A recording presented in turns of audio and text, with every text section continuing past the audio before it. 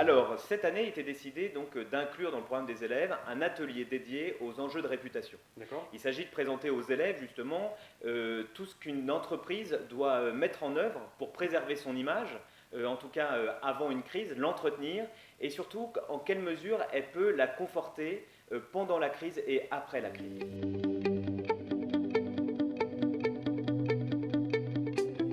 Alors, pour les élèves qui sont essentiellement dédiés à l'intelligence économique et surtout à chercher l'information avant qu'elle soit connue du grand public, l'intérêt dans la réputation, c'est de savoir à tout moment quelle est l'image qu'on reflète à l'extérieur, et surtout en situation de crise, et même en période d'alerte avant que la crise arrive, d'être en mesure de détecter tous les signaux qui vont montrer que justement il y a un événement qui peut avoir un impact sur l'image d'une entreprise ou d'un particulier.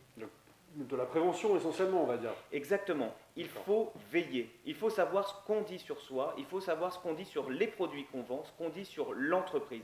Il est nécessaire de savoir en permanence ce que pensent les internautes, en l'occurrence, surtout aujourd'hui avec les réseaux sociaux, mais également les décideurs politiques, les décideurs privés, parce que justement, ça va être l'occasion de trouver la bonne stratégie pour apporter la bonne réponse, et plus particulièrement en crise. Alors moi j'ai un parcours assez atypique, c'est-à-dire que j'ai commencé par des études de lettres et ensuite j'ai basculé dans l'histoire et plus particulièrement dans la géopolitique ensuite.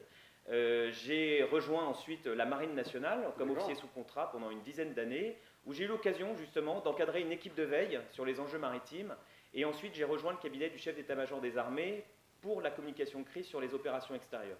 C'est justement à ce moment-là que je me suis plus particulièrement intéressé aux réseaux sociaux qui aujourd'hui sont une source de crise ou de relais de crise. Et j'ai quitté donc les armées en décembre 2015 et j'ai rejoint un cabinet conseil en communication et gestion de crise qui s'appelle Arjuna.